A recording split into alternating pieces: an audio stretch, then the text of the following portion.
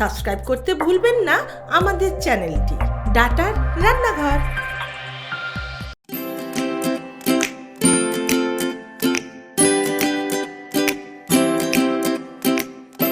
আমি মমতা রান্নাঘর।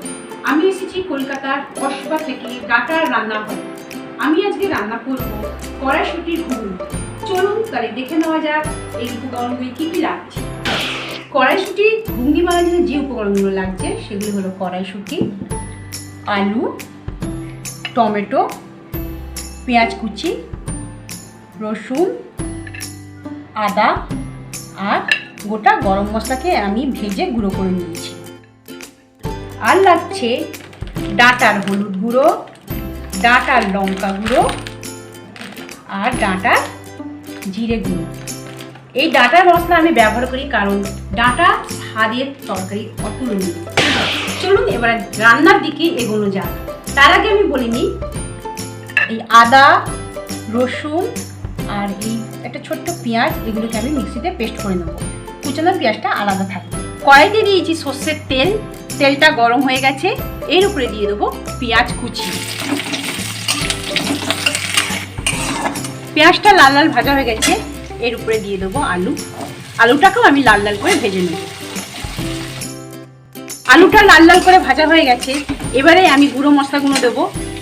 ডাঁটার গুঁড়ো মশলা, হলুদ গুঁড়ো, ডাঁটার হলুদ গুঁড়ো, ডাঁটার জিরে গুঁড়ো, ডাঁটার লঙ্কা গুঁড়ো আর দেবো পেস্ট করে রাখা পেঁয়াজ, আদা, রসুন যেটা মিক্সিতে পেস্ট করে রেখেছিলাম, টমেটো কুচি।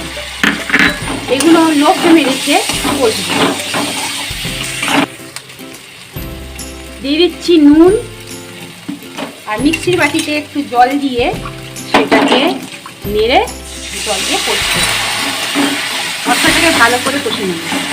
আপনারা ডাঁটার মশলা ইউজ করে দেখবেন তরকারির স্বাদ কতটা বেড়ে যায়।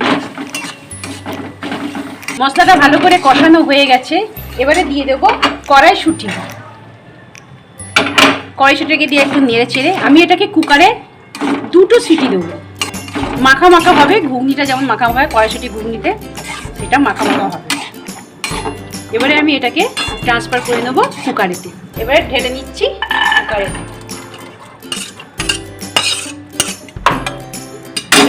জল দিয়ে আমি 2টো মাত্র সিটি দেবো।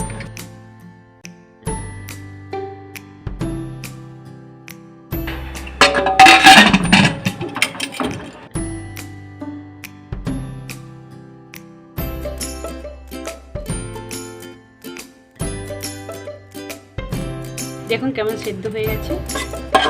কড়াইশুঁটি ঘুগনি রেডি। আমি এতে অল্প পরিমাণে চিনি দেবো। এটা আপনাদের পছন্দের, দিতেও পারেন নাও দিতে পারেন। দিয়ে একটু নেড়ে নেব আর দিয়ে দেবো ভাজা মশলা,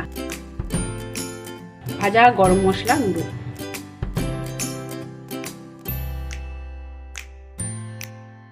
তৈরি হয়ে গেছে আমাদের কড়াইশুঁটির ঘুগনি। ডাঁটার গুঁড়ো মশলা দিয়ে তৈরি হয়ে গেছে আমাদের কড়াইশুঁটির ঘুগনি। ভালো থাকবেন, সুস্থ থাকবেন। নমস্কার। আপনি কি হতে চান ডাটার রান্নাঘরের সদস্য? আপনার বিশেষ রেসিপিটা সব বন্ধুদের সাথে শেয়ার করতে চান? তাহলে আজকেই রেসিপিটি বানিয়ে ফেলুন আপনার ডাটার রান্নাঘরে আর সেটি রেকর্ডিং করে পাঠিয়ে দিন আমাদের এই হোয়াটসঅ্যাপ নাম্বারে। আমাদের বিচারকদের সিদ্ধান্তে যদি তা গ্রহণযোগ্য হয় তাহলে অবশ্যই পরের পর্বে ডাটার রান্নাঘরে পাবেন আপনার তৈরি করা রেসিপিটা।